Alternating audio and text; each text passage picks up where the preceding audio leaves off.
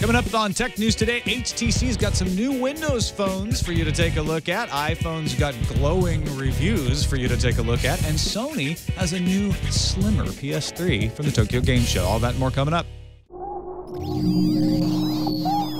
Netcasts you love. From people you trust. This is TWiT. Bandwidth for Tech News Today is provided by Cachefly at CACHEFLY.com.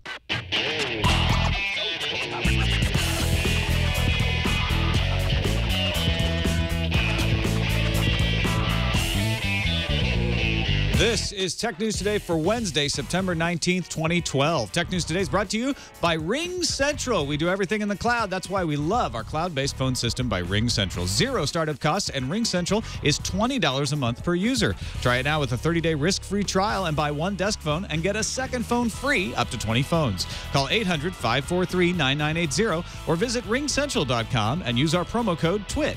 And by Gazelle, the fast and simple way to sell your iPhone, iPad, MacBook, or Android smartphones. Find out what your gadget is worth and get cash to upgrade to the latest iPhone at Gazelle.com. Welcome to Tech News Today. I'm Tom Merritt. I'm Sarah Lane. I'm Iyaz Akhtar. And I'm Jason Howell. And this is the show. We'll keep you up to date on the most important stories in the tech world, starting with the top 10 of the day in the News Fuse. It's switching. There we go.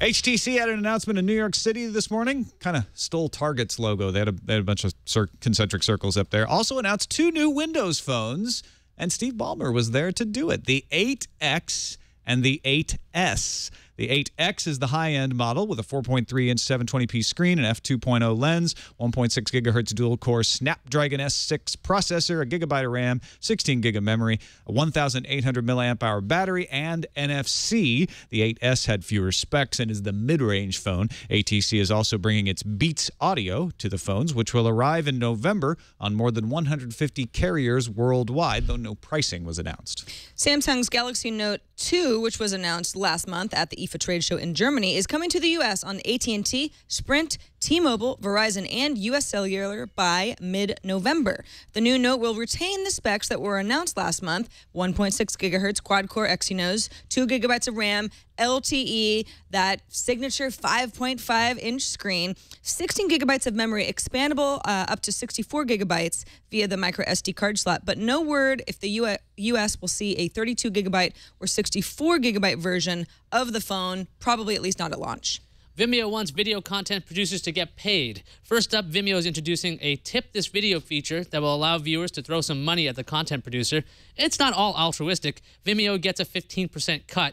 Vimeo also plans to introduce a paywall early next year for Vimeo Pro users so they can set rentals. How much of a cut Vimeo plans on taking for the rentals is not yet determined. Thank you for making it rain. Money at you. T-Mobile USA has named John Laguerre as the company's new CEO. COO Jim Alling has been serving as interim CEO since Philip Hume's resignation in June. Laguerre was CEO of Global Crossing, which was acquired by Level 3 in October. He's also spent time at Dell and as president of AT&T Asia back in the 1990s.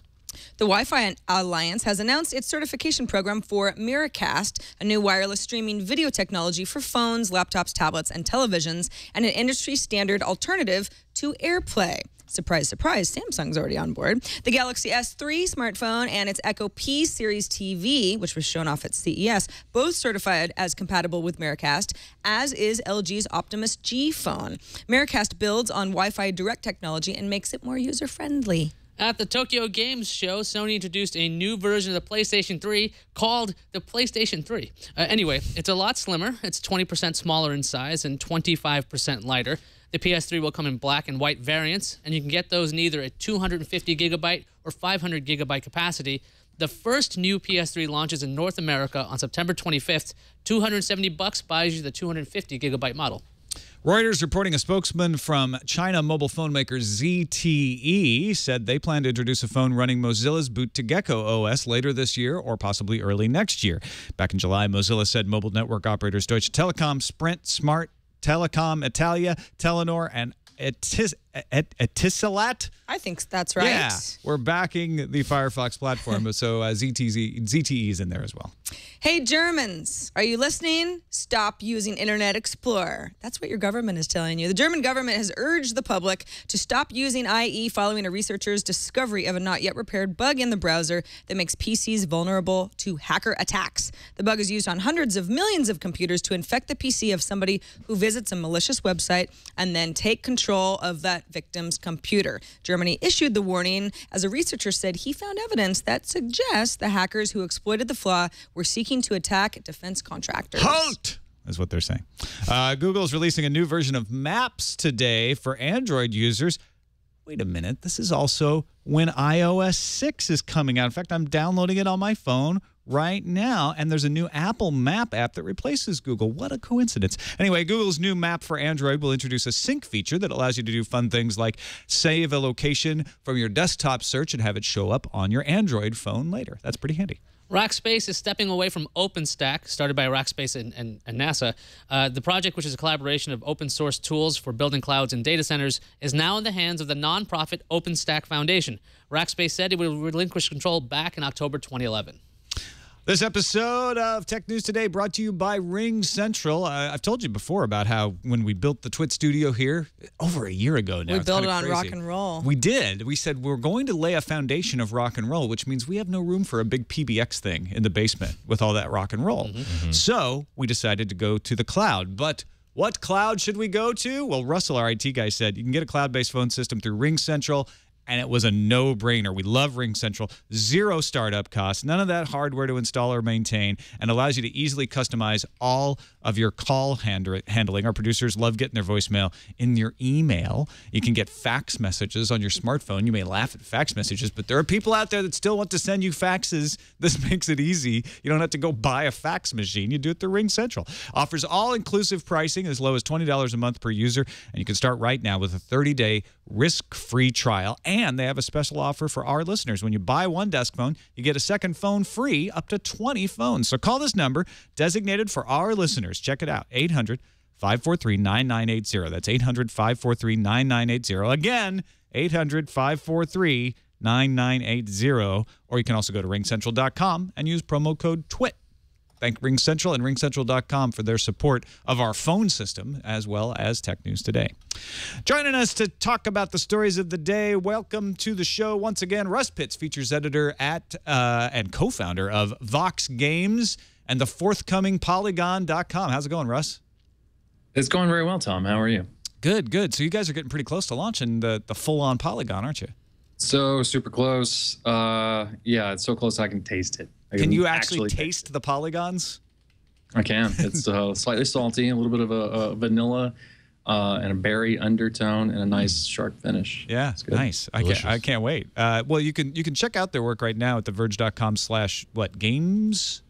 Is it gaming? Gaming. Okay, and they've got the whole Verge setup of game coverage if you want to check it out there. We're going to talk about the Tokyo Game Show in a little bit, but let's start with these new HTC phones. Now, TechCrunch wrote that the new HTC 8S is a horrible phone that no one will buy, and Wired wrote that HTC announced stunning Windows phones. Which one is it? I think they did both. They have the 8X, which I think is the hot one, and the 8S is not very cool when it comes to these phones. So HTC and Microsoft had an event today, and Steve Ballmer showed up, like you mentioned. There's two new phones. The 8X is the new super phone from HTC. 4.3-inch screen, 720p HD Super LCD display, 1.5 gigahertz processor, 1 gigabyte of RAM, 16 gigabytes of storage. It's got a 2.1 megapixel front-facing camera that does 1080p video. Now, both the lines have lots of different colors. So if you thought Nokia had a lock on colors when it came to Windows Phone, nope. HTC has the same blazing colors, including that crazy yellow-green thing that looks like it's radioactive. That's not the Lumia? That's not the Lumia. Oh, okay. What you're looking at is actually, and the funny thing is HTC called it, they're called Windows Phone 8X and Windows Phone 8S. So what's their Windows Phone? They're called Windows Phones. They both have, the 8X has a polycarbonate body like the Lumia, and it's on a ton of carriers. T-Mobile, AT&T, Verizon. In Europe, it's an Orange, O2, Telefonica, Telefonica, MTS, 3, T-Mobile, and Vodafone, and that's coming out early November. 8S is that one with like a 4.4-inch screen and a WVGA screen and no front-facing 4-inch screen. camera. It was gonna want something no like front-facing that. camera. It's got Too small. Wait, isn't that the iPhone screen? Yeah, I was making a joke. Exactly the same thing. Just making it really. It's funny though obtuse. because that was the attitude. Like, this phone specs You don't need are horrible. that. These specs are fine. No, I the mean, they're resolution not. is still- They're not great. Resolution's But for low. a mid-range phone, And this is a quote from the HTC president, Jason McKenzie. HTC and Microsoft are working closer together to develop an integrated campaign. So what we basically have is Microsoft just showing up wherever they want. Steve Ballmer just hanging out with everybody, patting everybody on the back, saying Windows Phone is the way to go. we love Windows Phone or Yes, something like something like that. But okay, one, I guess, what do we think about the phones? And secondly, what does this mean for Nokia when Microsoft's pretty much partnering up with anybody? I like the 8X. It is a nice phone, a decent phone. It would be a good choice. I'd be curious to see what the pricing is and subsidized and unlocked and all of that sort of thing. But given the specs, it's a good, solid effort. I don't think that's what HTC needs right now. I think they need something better than a good, solid effort. And I'm not saying anything against this phone. It's a lovely phone. But I don't know why I would choose this phone over a Galaxy S3 or an iPhone 5. It's keeping up. It's not wowing anybody. Yeah, or even a Lumia. If I'm like, you know what? I want the Windows Phone interface. That's the reason I want this. Would you choose a Lumia or the 8X? I mean, is it possible that HTC can undercut the Lumia significantly enough in price so that people would go with these phones? That could be a way to differentiate themselves. They'd have to go pretty low though. Well, that we're seeing HTC obviously has better partnerships with carriers other than, like, I think Nokia just has AT&T on board right now. So if you wanted a Windows Phone device, you might go with HTC. But again, like, I'm just confused by why Microsoft is so just kind of cavalier with their attitudes. Nokia stepped on board really early. Right? And then What do you mean Microsoft cavalier? I don't understand why you say that. partnering up with HTC and showing up to their press event. Basically, right. Microsoft He's is calling saying, them a whore, basically. yeah, but that's They don't what, have exclusivity though with Nokia. it's not. So like, why wouldn't they? Microsoft has a partnership with Nokia. Are they going to snub everyone else because they have one partnership? That would be the weird thing, is if they didn't show up and support their partners. I think, to paraphrase Russ, I am saying that Microsoft's a bit promiscuous when it comes to this. When it comes to Nokia, they paid a ton of money together to work together. And then Nokia gets cut off at the knees for Windows Phone 7. They had an advantage for, like, what, 3 seconds? Competition is good. Keeps everybody trying harder. Russ, what do you think? What's the word I'm looking for? Trampire? This reminds me so much of the Rob Pattinson and whatever that woman's name is thing. Bella. I think, Microsoft really needs to look deep. It needs to really, soul up, decide what's important to them, who they want to be with, and commit. What are you guys talking about? Microsoft has made its entire fortune on saying we have multiple partners and we support them all. In fact, the whole criticism with the Microsoft Surface is that they were endangering that strategy. So I think it's ludicrous to suggest that it's somehow bad for Ballmer to show up at the HTC announcement. Here's why, because Microsoft, when it had its software model, it was anybody could build anything. They eventually had partners, but anybody could build anything. I could build a machine and buy a license for Windows. They didn't care who was doing it. But the fact that they're constantly saying, this is our new best buddy, and HTC is going to be prominently in their You're putting marketing. words in their mouth. They didn't say this is our new best buddy. They said this is a partner we support. Don't you think it would be almost weirder if Microsoft didn't have a presence? Because then everyone would say HTC is just wanting to do what Nokia does, but And Microsoft obviously doesn't care about ripping them off, Yeah. and oh, how embarrassing for them. Just the same old same. On the plus side, I think for the market, when it comes to a user, right? They go to the store. You're going to actually see multiple Windows phones. You'll be like, oh, okay, it's not like that's iOS and that's Android and what's that thing? It's like, no, you'll see a whole bunch of other devices. So I can see why Microsoft's doing it. Yeah, absolutely. But I just think that it's weird to. I still think it's strange with what happened with Nokia. So you think it would be better if Microsoft just had one partner? No, that's not what I'm saying. Well, then I'm just saying. I think, I think tech marriage is, that's the definition. It's one partner between a with one manufacturer other and an operating part. system maker. Yeah, exactly. It's weird. I mean, I think the phone market has really disproved a lot of notions about consumer preference. I mean, you want to say what Microsoft is saying is that people want choice and they want to have a lot of options, but however many cajillion iPhone users is sort of proven that wrong in a lot of ways. So it's going to be interesting to see.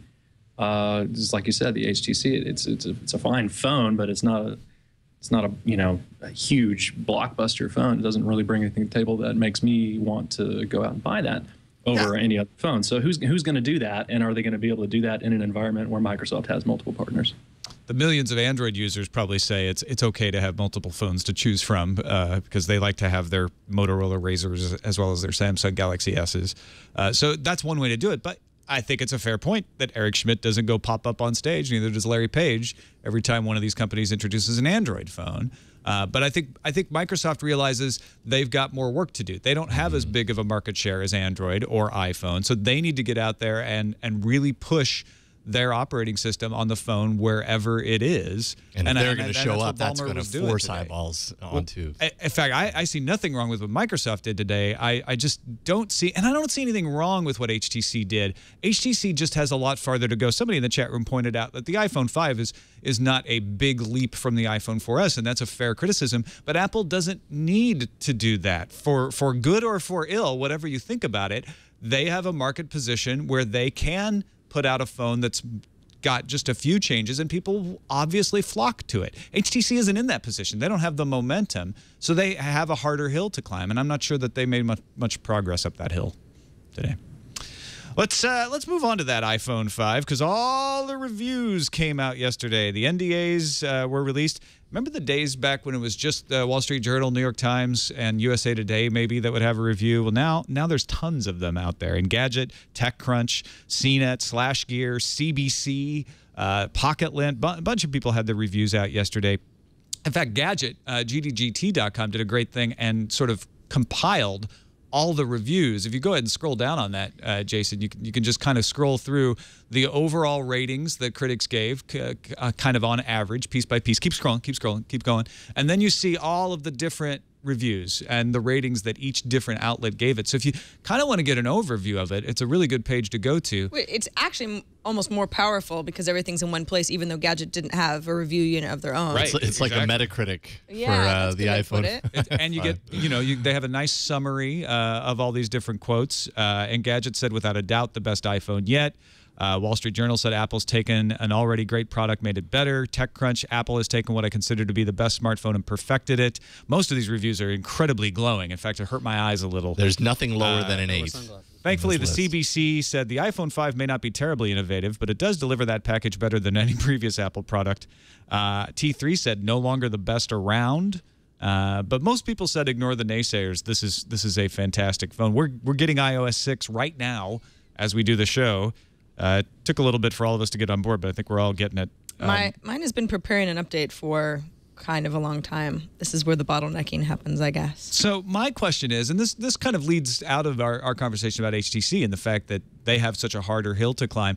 Are people being too forgiving about the iPhone? Is it momentum that's causing people to laud it so? Because the reactions of everybody, and this is actually typical of an Apple announcement, it's a little bit of an addict's behavior, right? I got the high and it wasn't as good as the last high, so I'm disappointed. And people were saying it's not that good of an iPhone, but all the reviews say it's fantastic. Well, the thing with iOS and the iPhone is that you don't have any choice. It's like Apple rolls out a new phone. You can choose to get that phone, or you can choose to say, I'm not ready yet, or I want to go to a different operating system. But like, that's all you get, right? With something like Windows Phone or the Android platform, you have all of these choices, so people can kind of like geek out on, ooh, what specs are better, and this phone is slightly different than this phone for this reason. With Apple, it's like, it's just a matter of how much storage do you want. So when you have one phone, it's like, if you want to use Apple's operating system, be in Apple's ecosystem, either this is a better phone than what Apple rolled out last year or it isn't.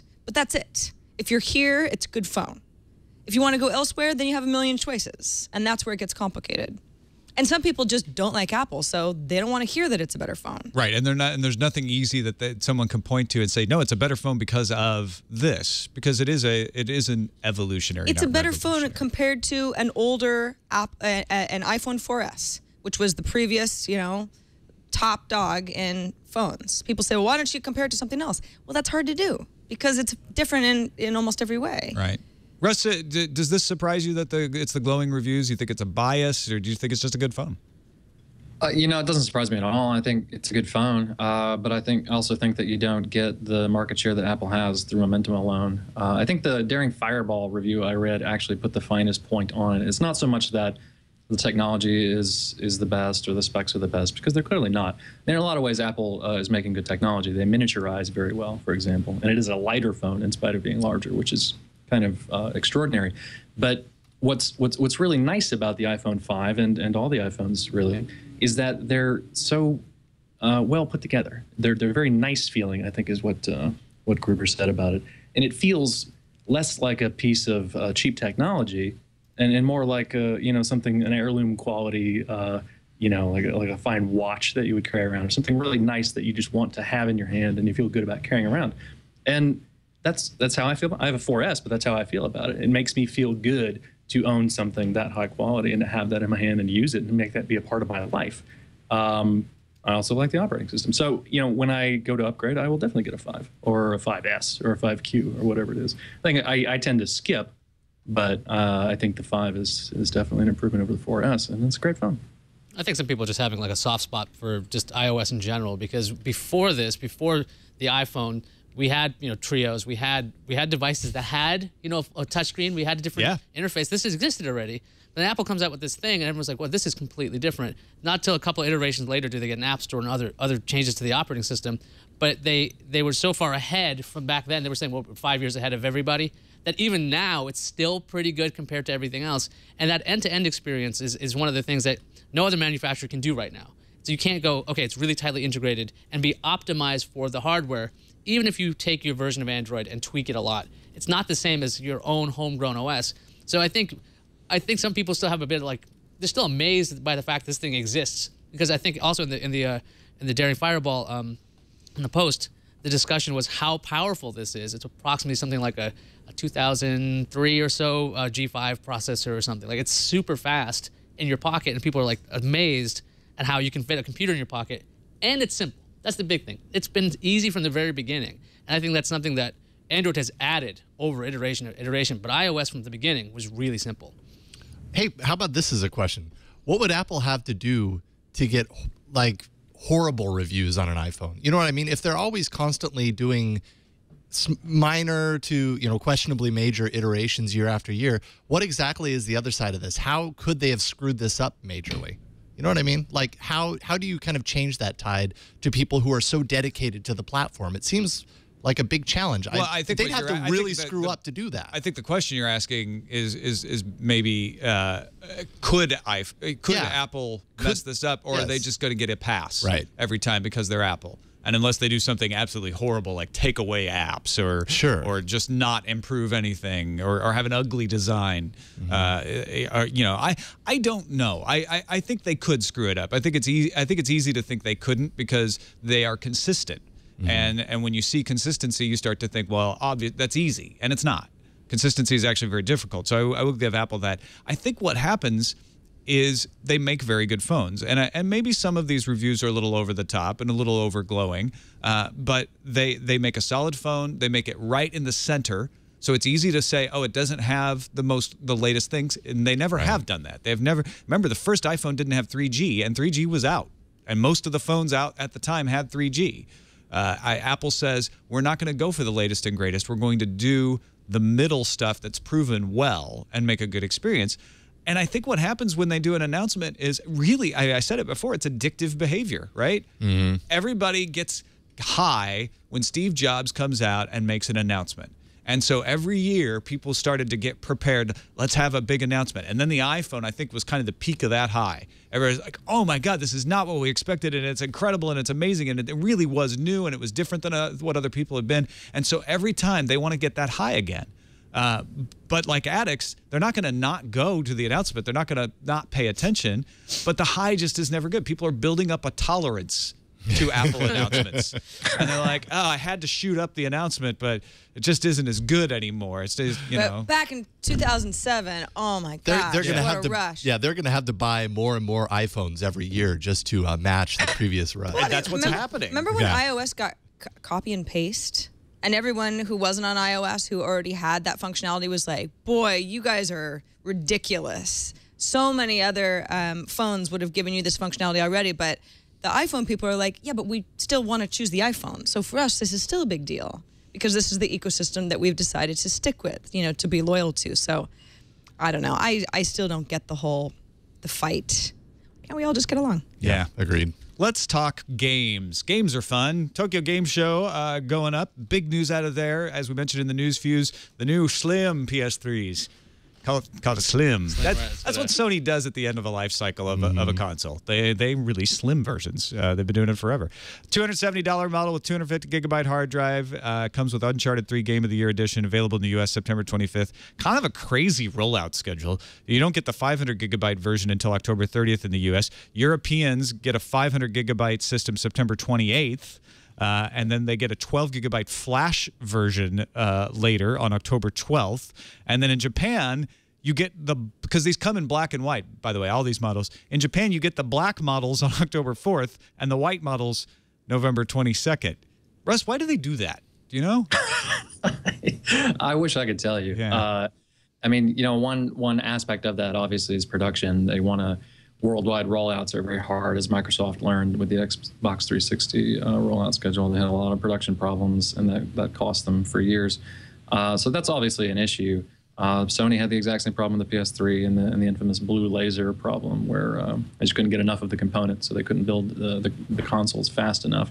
I mean, what it looks to me is like they want to offer an array of products at different price points to hopefully, you know, the criticism of the PS3 was that it was fantastic machine. I think at the end of this console cycle, it's still the most technologically advanced machine, and it may be more technologically advanced than you know, one or more of the next consoles, but it was too expensive, very expensive, had a lot of features, and it didn't satisfy different needs at different price points for different consumers. So they're clearly trying to address that, and I think in attempting to release so many different SKUs, they're, you know, undoubtedly running into production problems or distribution problems. And they just raised the price too.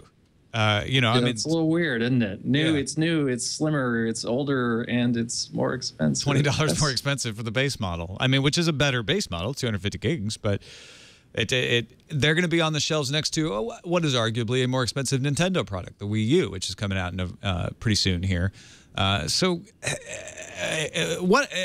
Before we move on to just other Tokyo Game Show stuff, because I know you guys are covering it really well over there on The Verge, what do you think that this is going to help Sony in the holiday rush against Nintendo and Microsoft, which is kind of sitting on its laurels, saying, hey, we're the leading console maker, we're not going to do that much to refresh it? I think it could help Sony. I mean, I don't expect it will, but I think, you know, the possibility exists. What they desperately need is to get more PS3 consoles in the hands of more consumers to broaden that install base. But I think what we're seeing with the evolution into the next console cycle, that's going to be probably a little bit slower than people would like and would expect. I honestly think we're seeing a market correction. The consoles are going to be a little bit more expensive to cover finally for some inflation and some adjustment in the market for the consoles. But I don't expect that these next generations of consoles are going to be as popular or successful as the current gen.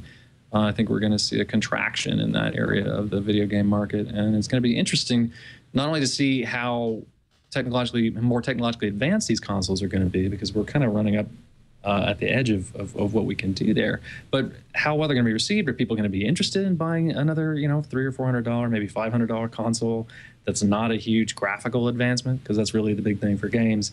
Doesn't matter what the specs are, if the games don't look dramatically better, people won't buy. So I think Sony is probably trying to hedge their bets here. They can probably see the writing on the wall that the PlayStation 4 or the Xbox 720 or whatever the next iterations will be called will probably not do as well as the current gen. So it really is in their best interest to get a slimmer, more, you know, broader base for PlayStation 3 consoles into more consumers' hands and try to build on what they already have. And in case the next generation flops, which is a very good possibility, they will at least have that. Of course, Tokyo Game Show officially starting tomorrow, but it's already tomorrow in Japan, so it's kind of starting now. And you guys are doing a great job covering that over at theverge.com/gaming. Before we move off this story, anything in particular you want to point people towards? I was actually talking to the team, and they are doing a great job. I've actually been head down doing a lot of video work here. The news team is in Japan right now. They're killing it, taking meetings. Now they're asking the guys what we should be looking out for at Tokyo Game Show this year. And what they tell me is that this year's Tokyo Game Show is notable, more notable for what's not going to be there and what's not happening there. No Nintendo presence, no Microsoft presence to speak of. There are some notable game franchises that are going to be there that you would expect to see there, but on the whole, it's a kinder, gentler Tokyo Game Show. No Nintendo, that's weird. Yeah, it's very, very weird. The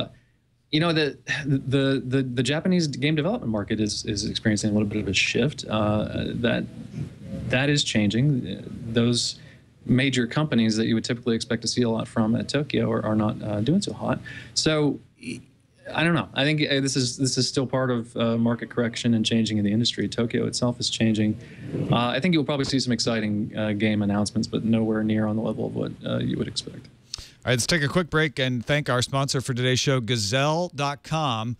I've already sold this iPhone that I'm updating to iOS 6 right now on Gazelle. That's the beauty of Gazelle. It's so simple. I didn't have to spend a lot of time and frustration and hassle. I just went to Gazelle.com and I locked in my quote for 30 days, and I get to keep the phone until my new phone arrives this weekend, and then I can pop it. They already sent me the box. They pay for the shipping. They sent me a box. I pop this in the box. I send it off to them. They'll pay me fast. It's so easy to do. So if you've got an old iPhone, you got an old iPad, maybe a MacBook Pro, some Android phones, they take those too.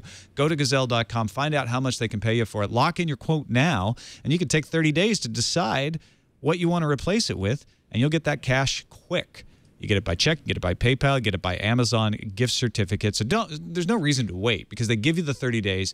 And your gadget's not going to get more valuable over time. It's going to get less valuable over time. So find out what your iPhone is worth or your Android phone right now. Take a minute, go to Gazelle.com and sell your used iPhone today. Get some cash for that new gadget. We think maybe you're going to get an HTC 8X. You can still get the cash for it. Cash spends everywhere. And we thank Gazelle for their support of Tech News Today. All right, let's move on. We got a few other non-phone stories to talk about, but instead we'll talk about mobile ads. This is which could be seen on your phone. Could be seen on a tablet too. Yes, that too. So we've talked a lot about as of late Facebook monetizing mobile. It's very important for them. Mark Zuckerberg seems to think they've got it all locked down. Nobody worry about that falling stock price.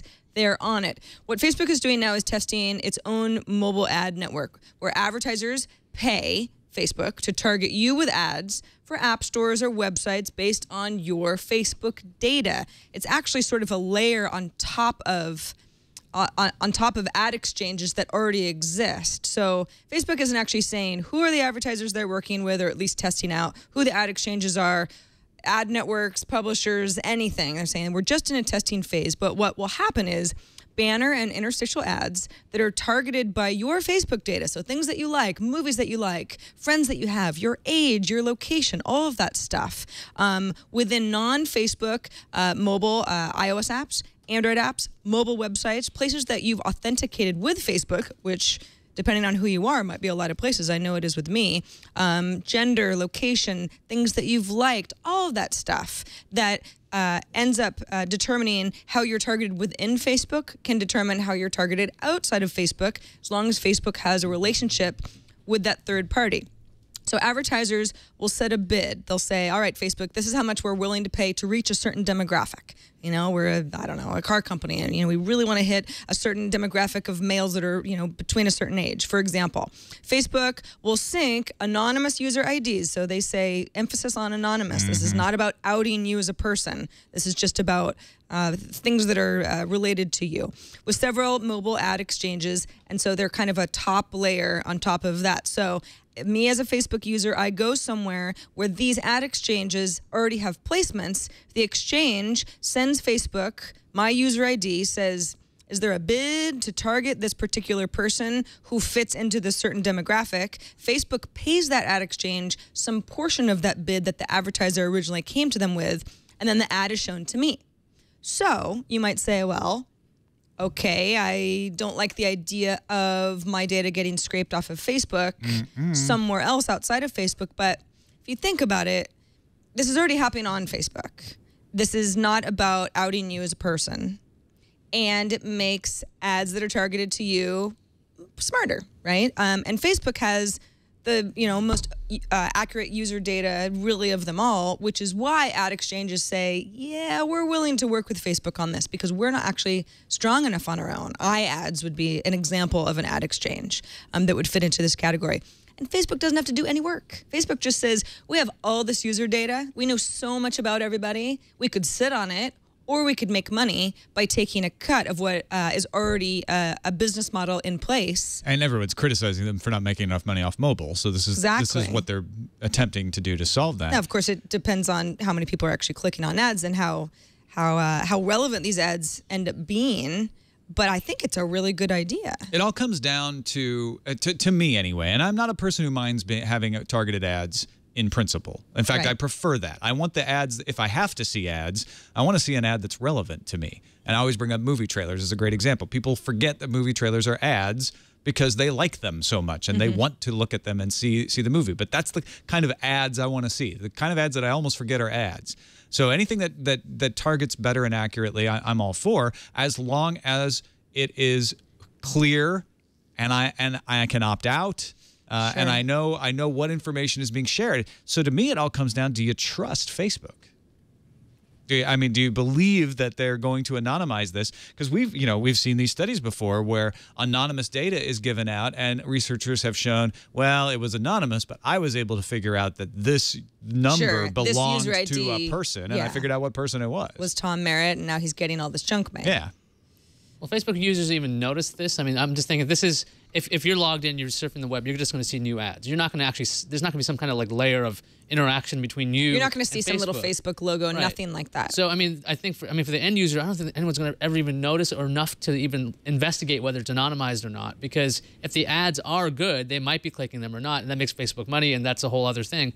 But I mean, usually, you look at it from the end user point of view, and I don't know if anyone's actually going to notice this in a negative way necessarily, unless they're like, why are these ads getting really close to what I'm looking into on Facebook? Which is great for Facebook. I mean, I think what they'd want is the worst that could happen is someone saying, oh my gosh, that's like me. That's crazy. How did this ad just show up? I mean, that would be Facebook and the ad exchanges working together to do their jobs effectively, because you'd be more likely to click on something. I call that the rubber hose effect. If I buy one length of rubber hose online, every time I go to a site with targeted ads, it's nothing but rubber hoses all day long. And, that creeps me out a little bit. I mean, I do enjoy being served things that are relevant to me. I think that's ultimately the goal of advertising, but it's such a squidgy proposition. And how are they targeting those ads? What information are they pulling, and how are they choosing what to send, and what are they doing with it? When it comes to Facebook, I ultimately just come to the conclusion that Facebook is kind of built on a giant lie, and the entire process of evolving that company has been incrementally including aspects of a business model that should have sort of been there from day one, and people revolting against that because it wasn't what they were proposed to begin with.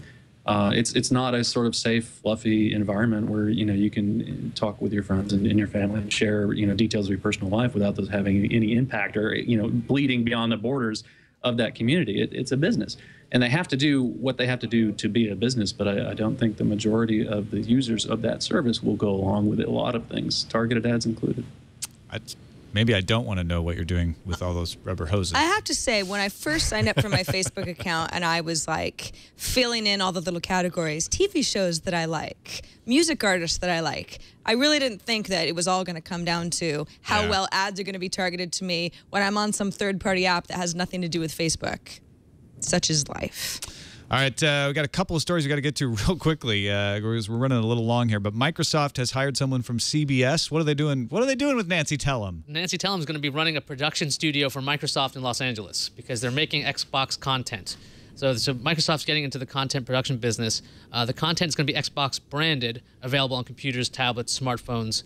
Right now it's undetermined whether you have to have an Xbox subscription or if the videos are going to be free with ads or sold on a pay-per-view basis. Probably going to be delivered like the Guild was. I feel like the Guild and the stuff they do with Major Nelson is sort of the template that they would be using. They're just stepping up the quality. And Tellem is saying that she hopes that the content is going to be premium content to compete with things that are on broadcast and cable already. I just insulted Major Nelson and Felicia Day accidentally, and I want to say that those were good. Those are good quality aspects. They want to do more good quality stuff. The thing is that Microsoft wants to have more original content available via the Xbox brand. I mean, Microsoft's been trying to get into the IPTV business for a long time, has relationships with cable companies, but to be their own content provider seems like it's a different step. Russ, what do you think about Microsoft getting into the video content creation business by having a production studio? Yeah, I think it's the next logical step. I think that they've done a lot of good work with Major Nelson et al. I think where they have struggled is trying to find the audience for that content, trying to find clear content direction that serves the needs of a lot of different consumers, and finding a way to promote that content to users. It's not served very well on the Xbox platform. I hardly ever see it. When I do watch it, I tend to enjoy it, but I think they could do a much better job of integrating that into their overall service, and certainly having broader offerings and higher quality offerings and different kinds of offerings will help. I think it's all part of what we're seeing. These platforms turning into the equivalent of modern media networks. Hiring someone high profile to lead that up is a good step. Will it be enough to really secure them a place in that? It just depends on the content itself. Ultimately, the content is king. This is to me, yeah, king content. I swear fealty. I think this is a good sign. I think this is good. The more people are getting into this game of backing original content with professionals, from Netflix to Xbox to Google. I think it's good for us to have multiple people producing content, because there's a little bit of a content silo out there from the traditional studios that is holding up the ability to move content into the internet. And this is the way it's going to happen. I'm not saying Microsoft particularly, but more people doing it. Let's finish up with this interesting story from MIT's Technology Review about the history vanishing from the web. Yeah, at least when it comes to social media, and particularly Twitter. Two gentlemen, Hani Salah Eldin and Michael Nelson, over at Old Dominion University in Norfolk, Virginia, decided, let's figure out how information that was shared via Twitter holds up as an archive. Now, we all know that searching for tweets themselves is a huge challenge and often impossible. But what about the information that's shared via tweets that goes back to original information? So they looked for tweets on 6 different significant events, cultural events that occurred between June 2009 and March of this year. So like the H1N1 outbreak, for example, Michael Jackson's death, the Syrian uprising, Egyptian protests, etc. Stuff that saw a huge spike on Twitter. What they did was they checked the URLs that these tweets pointed to. Now, of course, a tweet can stand alone, but often a tweet is sending a user reading the tweet back to the reference of the original content. So it's not just that the Twitter post is disappearing. That's right. One problem, is getting to a Twitter post. If you can even find that Twitter post, but does it's that the link link actually goes to a dead site. Oh, look. iOS 6. iOS 6 just updated. Hello there. Okay. iOS 6 is like, it's all about It's winking at you. Pay attention to me. And that's as anybody who uses Twitter regularly knows, it's sometimes about self-contained tweets, and it's very often about photos and videos and articles and all sorts of stuff that the tweet is referencing, because you can't put it all in 140 characters. What they found was the older the media, so the older that the tweet was, the more likely that original content was gone. And the linear, and it was actually a linear relationship between how old it is and the percentage lost. So if we're looking back at June 2009, there's a lot of broken links there. Where's that original content? It's, I don't know, maybe it's somewhere else, maybe it's gone forever, but it's not organized. On a tech history calendar for over a year now. And as I've been going back to things that I wrote a year ago to like check links and check facts, and I'm finding links to sources that I had that have disappeared. And at places like Columbia University, right? I mean, not just like a tripod website or, something like that. Like, people are not keeping pages up, which goes back to the Internet Archive that we were talking about yesterday, and how important it is for them to go and like save this stuff. There's a article on All Things D today about a company called GNIP or NIP, it's GNIP, which is an API aggregation company, sells social data to third parties, marketers. But they've got a new API which you can pay for. You can pay for their historical Power Track product, which they say will offer the entirety of all archived tweets ever. Wow. That goes back to the beginning of Twitter. Now, it's something that you have to pay for. It's certainly not free. But that's at least a start. And it's not something that Twitter's offering, by the way. It's not going to get you the source material out of the links. Yeah, and it's actually, it's going to price most individuals totally out of this. Right, and ThinkUp from Smarterware, I mean, they do a lot of help with archiving your tweets. But that's still only half of the solution. Yeah. Because again, tweets back in the early days was all about, what are you doing? I know, I'm eating a sandwich. Or I'm revolting against the government. Yeah, but now it's like, hey, watch Twit. Here's the link. Right. What if live.twit.tv changes at some point? And it will, right? And all those links, eventually. or permalinks change, and all of a sudden it's broken. Really interesting stuff. Check out that article at technologyreview.com. Let's move on to the randomizer. Randomizer. Randall Munroe at XKCD is one of my favorite cartoonists, loosely, using the term loosely, but it's a great web cartoon. And he always comes up with these great infographics, these great conceptual topics. And today he outdid himself with one called Click and Drag, where inside of a frame, go ahead and take the page, inside of a frame, you actually get what looks like just a regular frame. But if you click in there and start to move around, it goes on forever. Not in that frame. Go down into the big frame down there. Click in there and just start dragging around. You go on forever. Okay, okay, you got a little bit. Now go to the other link, Jason. The other link isn't loading for me. Do you have it up on yours? It's because it's gigantic. Yeah, it takes a while to load. No, I don't have it up. But this is it's like not loading for me at all. XKCD-map.reneggeek.de took the entire thing and posted it. It's 165,888 by 79,872 pixels. Wow. Composed of 3,159 2048 by 2048 panels. It just goes on forever. I wasted 20 minutes this morning when I was checking my RSS feed. Seriously? Just traveling from the middle to the right. There's so many gags in here too. Like, it's not like it's just a big drawing. It's actually pretty funny as you keep moving along. So I mean, if you haven't seen it, it's just all right. You will lose a lot of time doing it. Yeah. Here I'm zooming out. This is at the guy who actually compiled everything. Wow. I'm nowhere near. Okay, I was by the bridge, I think, before I. Yeah, this morning I spent some time going from the big building all the way over to here. This is like a spoiler alert right here, right? Yeah. There's an ocean. there's a whale. And you can go down underground. There's a flagpole sitter. Do you read XKCD, Russ? Oh, I do, absolutely. I think it's amazing how simple but full of wonder it is. Reading that comic, and this is certainly no exception to that, never fails to remind me of how wonderful humanity is. In spite of all the tech or game related arguments and disagreements we may have, it's really great to be alive, and it's weird to see such a simple line drawing, stick figures, black and white cartoon that can have that power. But that's the power of art.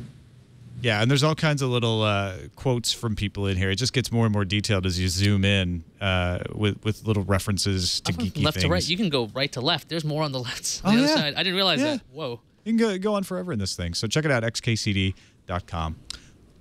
If Sarah can tear herself away from iOS 6, let's check the calendar. It's so different. No, it's not really. There's certain things that are different. iOS 6 is out today, by the way.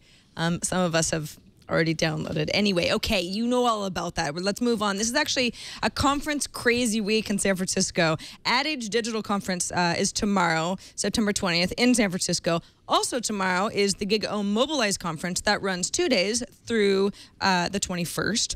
The Online News Association Conference, also in San Francisco, starts tomorrow, runs through the 22nd. The Tokyo Game Show, even though we talked about some of the stuff that's already rolling out announcement-wise, officially starts tomorrow, runs through Sunday, the 23rd. Intel has set a Windows 8 tablet event next week on September 27th in San Francisco with representatives from Acer, Asus, Dell, HP, Lenovo, Samsung, and ZTE. just to name a few. The PlayStation mobile titles go on sale October 3rd. Sharp and Fujitsu join on as hardware partners. And finally, LG's new flagship phone, the Optimus G, is coming to the U.S. by the end of the year. No official date, but before New Year's Eve. Let's check out what's incoming. Incoming message. Adam wrote in and said, hey, TNT, it's Hosco from Sydney. Oh, did I give away his name by saying it was Adam? Anyway, it's Hosco from Sydney, not Adam. I totally didn't say Adam. I don't know what you're talking about. Yeah. I must admit that Google Glasses is cool. However, the reaction to the behind-the-scene fashion show video is a little over the top. What makes the concept of Google Glasses cool is augmented reality. Purely recording video isn't new. Here in Australia, the company I work for has been using cameras and glasses for the last year in our live sports broadcasts. There seems to be a lot of hype over a small feature of the overall product. Where is the facial recognition, GPS navigation, or distance to objects? The only demos so far have been of the camera, which frankly is the easiest part to get working. And I think you answered your question there. The reason you see the demos in the camera is it's the easiest part to get working, so that's what they're going to show off first. But you're right. I'm looking forward to seeing that overlay of augmented reality. I'm reading Existence by David Brin, and that book is full of that kind of stuff. And I'm like, we're going to get that soon, hopefully. In Google Costco is Glasses. not impressed. Yeah, exactly. Got another email from James, a.k.a. Red Links, in chat, who says, the topic came up on the company that did video searches for news services. We were trying to think of that yesterday, I guess it was. The company my friend worked for that did that was Virage, which is now Autonomy. Virage. Interesting. I wouldn't have remembered that. And Virage, because it's part of Autonomy, got bought by HP when HP acquired Autonomy. Weird. Oh. Now you know. All right. The more you know. Well, that's it for this Joe. show. Thanks for submitting to our subreddit, technewstoday.reddit.com. Let us know what stuff you'd like to hear us talking about, either by submitting it there or just voting on the stuff that other people have submitted. Russ Pitts, great to have you on. Let folks know where they can find out what's going on with Polygon. You can go to polygon.com right now. That'll have lots of handy information and redirects. And in the weeks ahead, that'll be where you can find all of our content and everything we do. Right now, though, if you want to go right to the content, it's theverge.com/gaming. And don't forget, most important thing about today is it's Talk Like a Pirate Day. Arr. You know what Pirate's favorite version of Microsoft Windows is, right? No, I don't. I'm sorry. RT. RT. Yeah. My name starts with an R, so I love this day. It's fantastic. If you haven't shut off our show yet, you can find us on the web at twit.tv/TNT. You can email us, TNT@twit.tv, or give us a call. Leave us a voicemail, 260-TNT-SHOW. We'll be back tomorrow with Nicole Lee. See you then.